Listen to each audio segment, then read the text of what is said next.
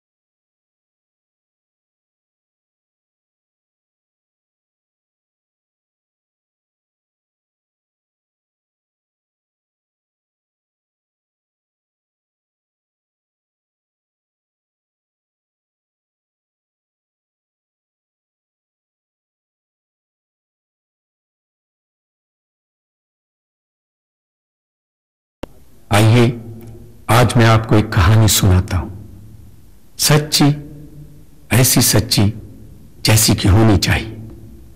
कहानी का अंजाम बहुत अच्छा है, मंजर डरावना, भयानक और तकलीफदेह, बल्कि जान करने की हालत पैदा करने वाला, लेकिन ऐसी रूह से कि कहानी के तासुरात रवो रेशी में सरायत कर जाए। हां तो दोस्तों, एक था राजा, इस देश का नहीं बल्कि दूर का, बहुत दूर का, बहुत दूर उसकी एक राजधानी थी। उसकी राजधानी में खुशी और मुसर्रत थी। तब ये जमीन वीरान और सुनसान थी और गहराओं के ऊपर अंधेरा था और खुदा की रूह पानी की सतह पर जुम्बश करती थी। राजा को पसंद आया और उसने एक और देश बसाया।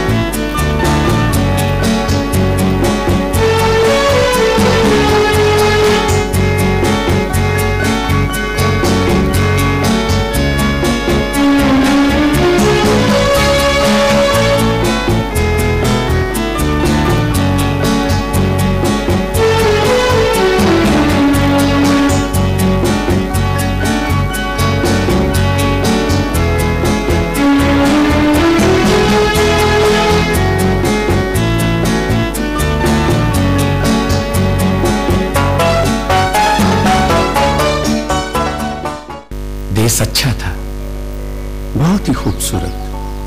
वहां के वासियों के लिए उसने एक अलग किस्म का बाग लगाया। उसमें हर किस्म के फल और फूल थे। वहां की फिजा मुअत्तर और पाकीज़ा थी। हर तरफ नेकी ही नेकी, नूर ही नूर था। इंसानियत अपनी तमाम तर रहनाइयों के साथ जलवागर थी। इस पाकीज़ा माहौल में राजा खुद अपनी रियाया से मिलने आता और रियाया इसकी हम्दो सना करती। हालेलुया, हालेलुया, हालेलुया, हालेलुया,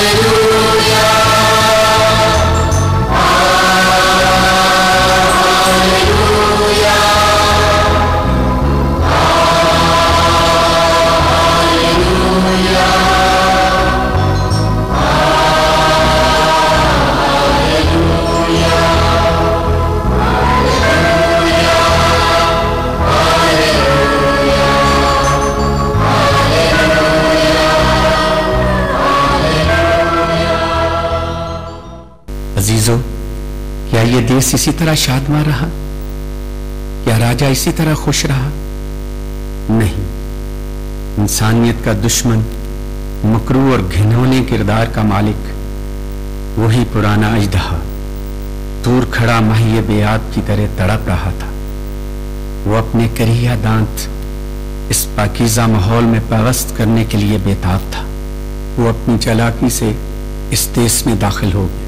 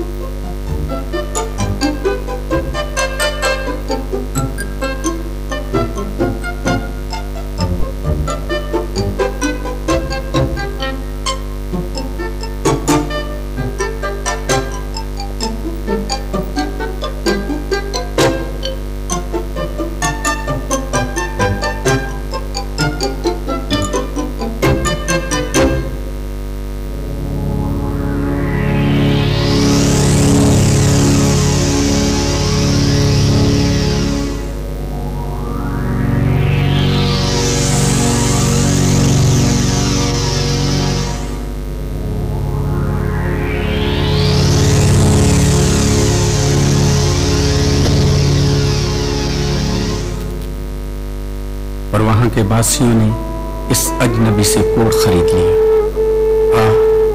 सारा देश कोड़ी हो गया। वहां के बासियों ने राजा के अहकाम की मुखालफत करके अपनी सरिश्त बिगाड़ ली। इस बरगश्तगी की वजह से तबीयत में एक खौलनाक तब्दीली वकू में आई। इंसान रूहानी तौर पर कोड़ी हो गया, इंसानियत मफकूद हो गई। इंसानियत के फुकदान की वजह से हैवानियत का अमल शुरू हो गया। अब इस मिसाली देश में बदबू, सड़ांग, अफूनत, गलाजत, इखलाकी और जिस्मानी मौत के नताइज बरामद हुए। अब इस देश में खड़ा होना मुश्किल था, एक भयानक मंजर था। दोस्तों, इस अजली राजा ने इंतहाई कर्ब महसूस किया और तासब से कहा, आदम तू कहां है?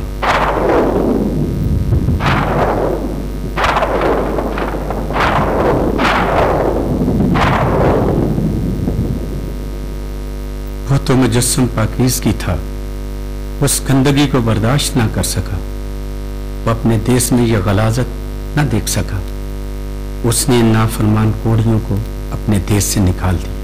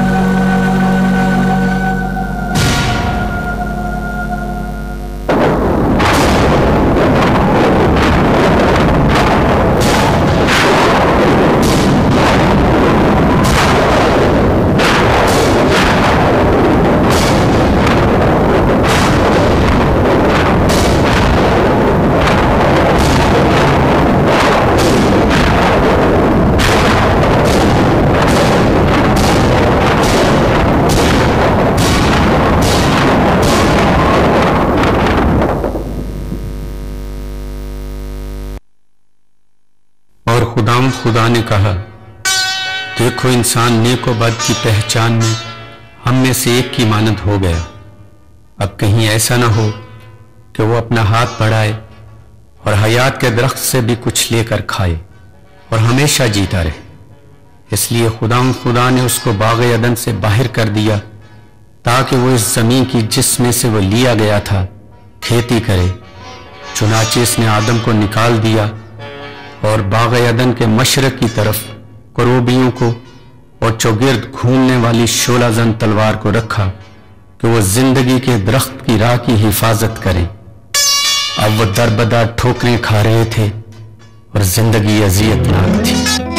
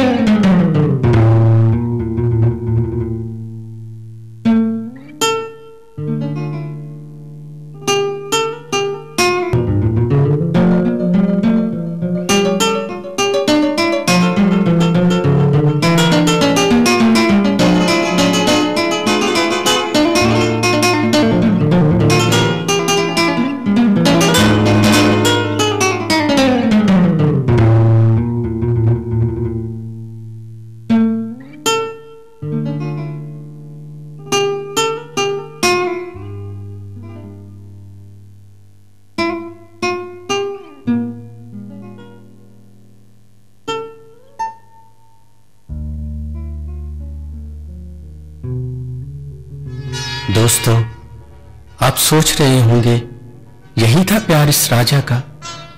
इतनी जल्दी इसने अपनी रियाया से मुंह मोड़ लिया, अपने देशवासियों को भूल गया। नहीं नहीं, ऐसा नहीं हुआ। राजा तो मुजस्सम मोहब्बत था।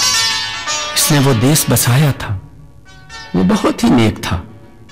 उसे दुख हुआ, वो इनके कोड को साफ करके वापस देश में लाना चाहता था। इस काम के लिए उसने मुआलिज भेजे।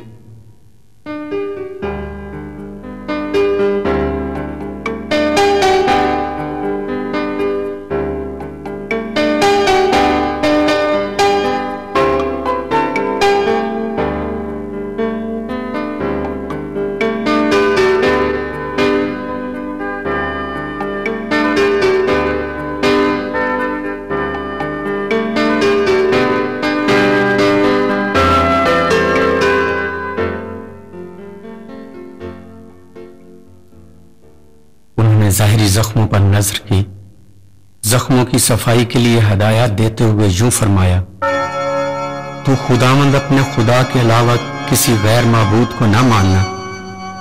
तू अपने लिए कोई तराशी हुई मूरत ना बनाना। तू खुदावंद अपने खुदा का नाम बेफायदा ना लेना।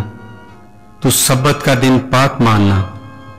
तू अपने बाप और मां की इज्जत करना। तू खून ना करना। तू जना ना करना। तू चोरी ना करना।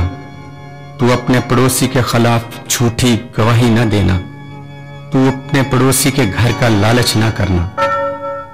मगर कोड़ी कोड़ी रहे, लेकिन इनमें कुछ जजामी ऐसे थे जिनके जहन माऊफ नहीं हुए थे।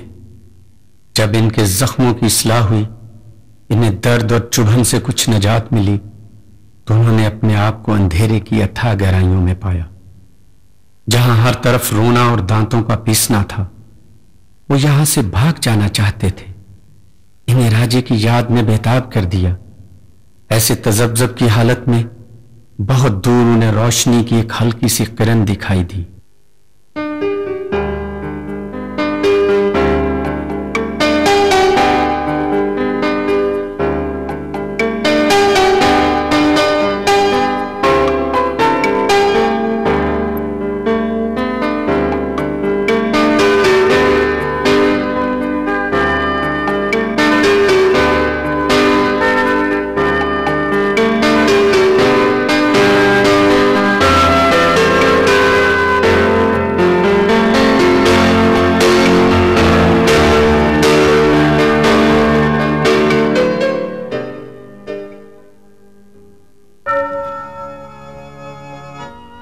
इसलिए हमारे लिए एक लड़का तवल्लुद हुआ और हमको एक बेटा बख्शा गया, और सल्तनत इसके कंधे पर होगी, और इसका नाम अजीब मशीर, खुदाए कादर, अब्दियत का बाप, सलामती का शहजादा होगा।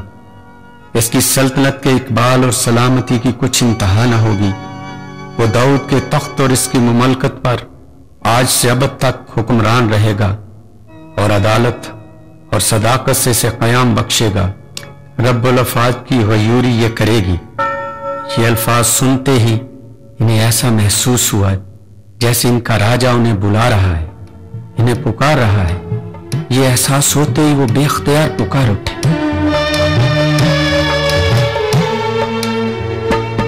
मेरे गम की दवा नहीं तेरे सिवा, मेरे गम की दवा नहीं तेरे सिवा। ऐ मेरे खुदा, ऐ मेरे खुदा, मेरे गम की दवा।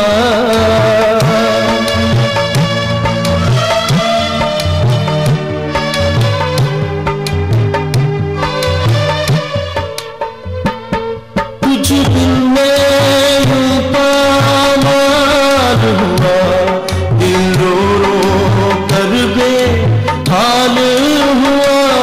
कुछ दिन में पामाल हुआ, दिल रो रो कर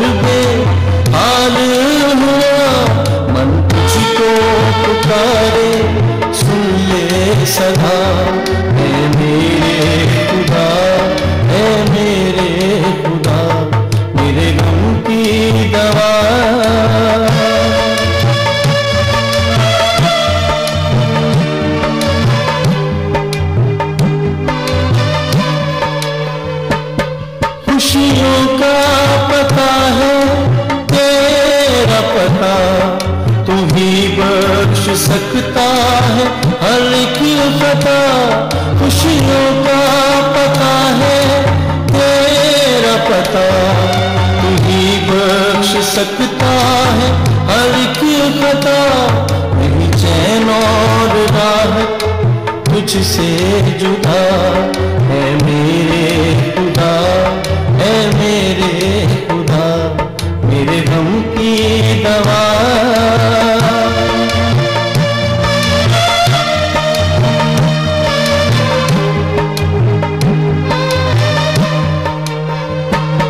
तुझे छोड़ के मालिक जाऊं कहाँ, मेरा दिल तो वही है तू है जहाँ। तुझे छोड़ के मालिक जाऊं कहाँ, मेरा दिल तो वही है तू है जहाँ। तालिब हूँ तेरा मेरी सुन ले दुआ, है मेरे खुदा, है मेरे खुदा, मेरे गम की दुआ नहीं तेरे सिवा, है मेरे खुदा, है मेरे खुदा, मेरे गम की दुआ।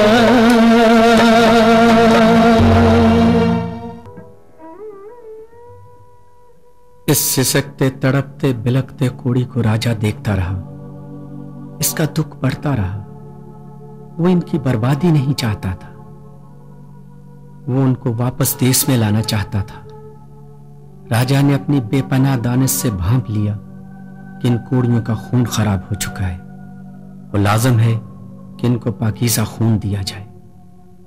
मोहब्बत ने तकाजा किया और राजा अपना असली मस्कन छोड़कर इन गंदे घनौने कोड़ियों में आ गया, जहां इंसानी कदरें पामाल हो रही थीं, इंसानियत दम तोड़ रही थी।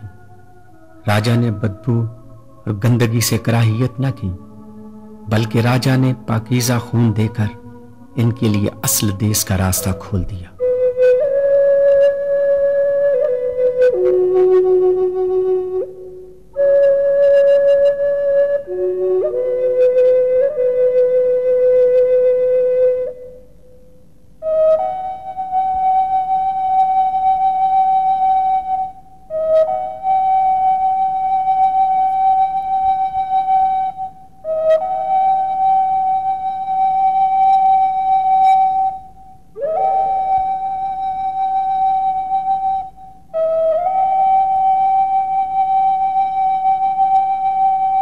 फिर उस ठिठुरती सर्द रात में जब वो आया तो चंद गडरिये बाहर वीराने में आग ताप रहे थे।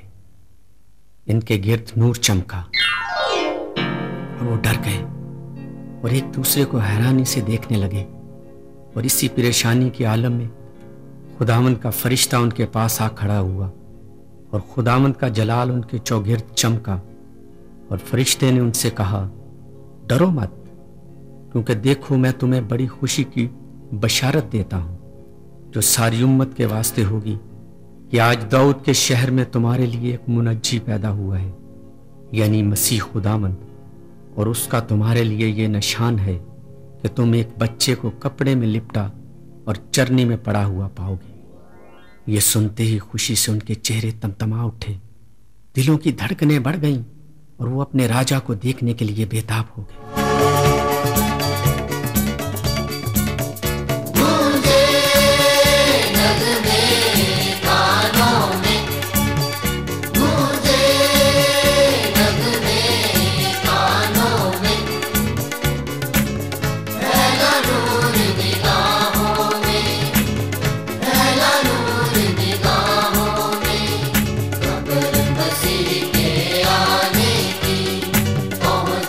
जब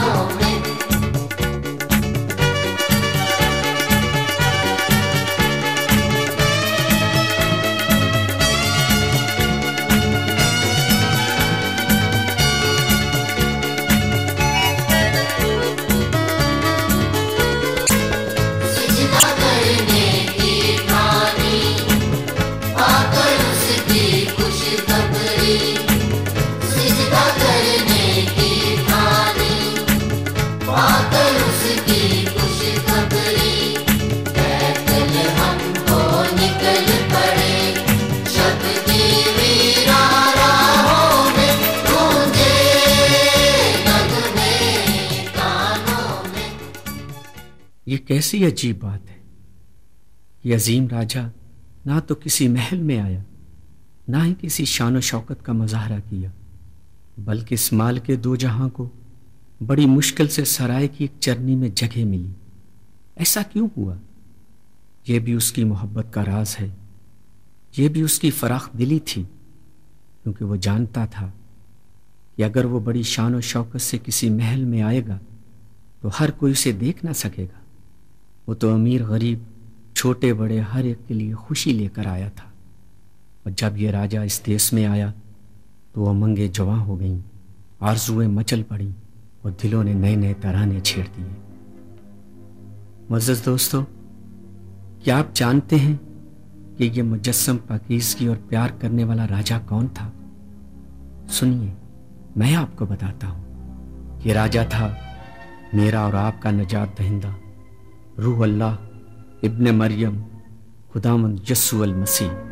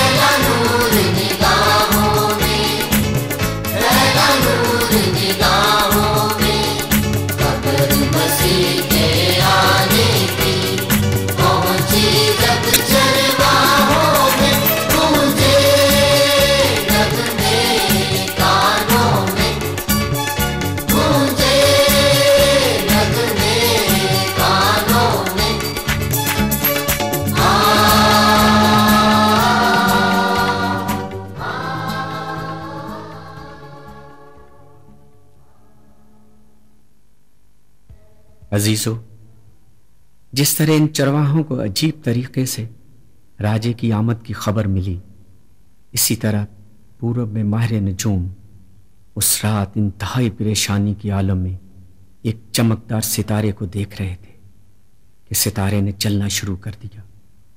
ये देखकर उन्होंने महसूस किया कि ये सितारा ज़रूर किसी बात से आगाह करना चाहता है। फिर उन्होंने भी सितारे की रहनुमाई में चलना शुरू कर दिया। बिलाखिर वो सितारा इन्हें अज़ली राजा के पास ले आया।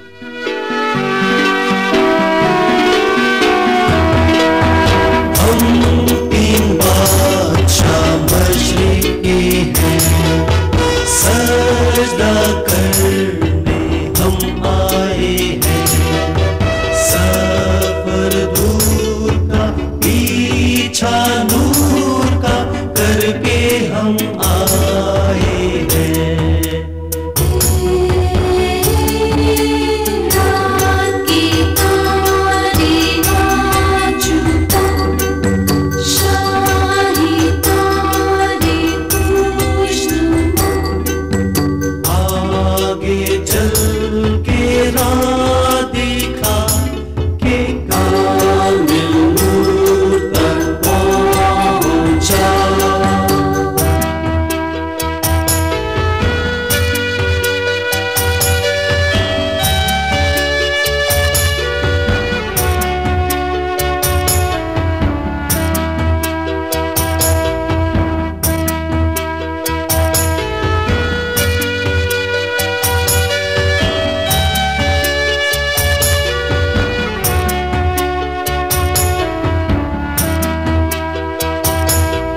सोना लाया मैं बादशाह, बैतलहम है जिसकी दरगाह।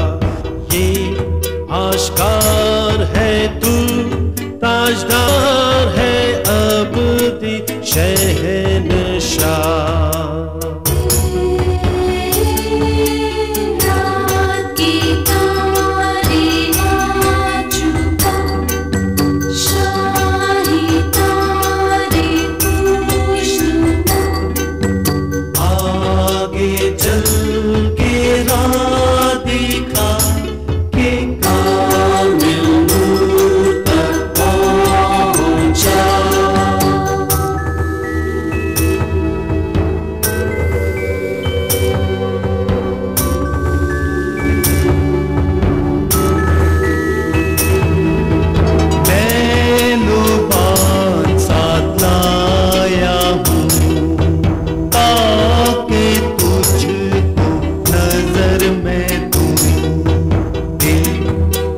जान से और ईमान से तुझको खुदा मानूं।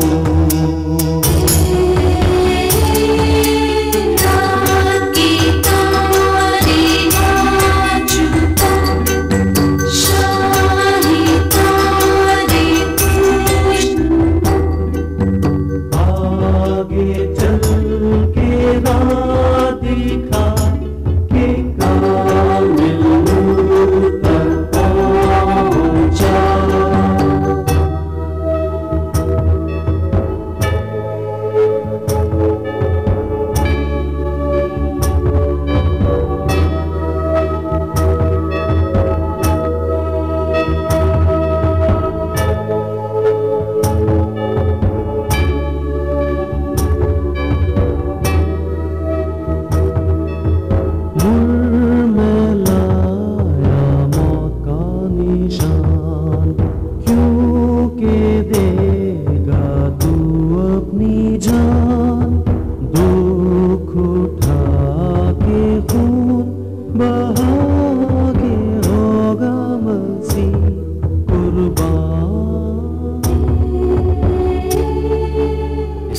राजा की ऐसी धूम मची कि सारा आलम झूम उठा। और यही वजह है कि आज मुझ जैसे करोड़ों इंसान एक दूसरे को मुबारकबाद पेश कर रहे हैं। और मैं अपने साथियों के साथ राजा की आमद पर दिल की गहराइयों से आप सबको मुबारकबाद पेश करता हूं।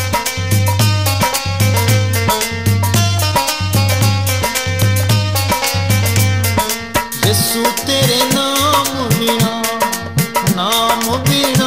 है हमेरा। यीशु तेरे नाम बिना है हमेरा। यीशु तेरे नाम बिना।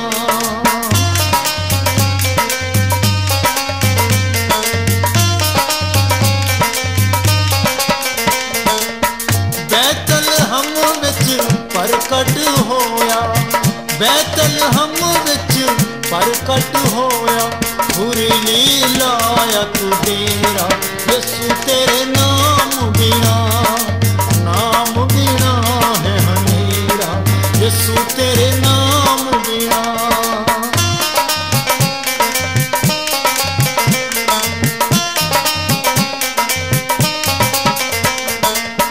तन तन कर दे फिरन याली तन तन कर दे फिरन याली दर्शन पाके यसु तेरे नाम बिना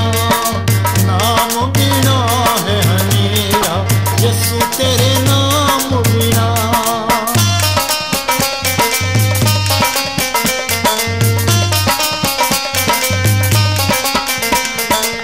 मजूसियां ने तेनू नजरा चढ़ाया मजूसियां ने तेनू नजरा चढ़ाया धन्नवाद कर दे यसु तेरे नाम बिना है हनेरा यसु तेरे नाम बिना।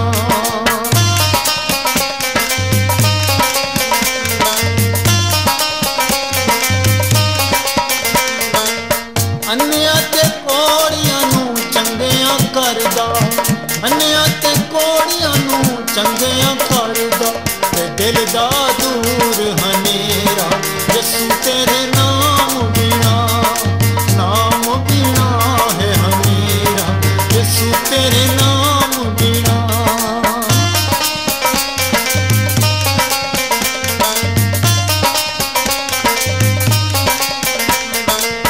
बेफल आवे तेथों मुक्ति पावे बेफल आवे तेथों मुक्ति पावे तन तन नाम यसु तेरे नाम बिना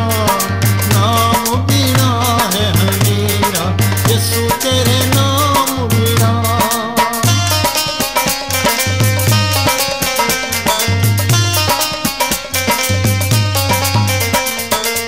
थके मांदे पापी पावन तसल्ली थके मांदे पापी पावन तसल्ली दर्शन पाके यसु तेरे नाम बिना है हनेरा यसु तेरे नाम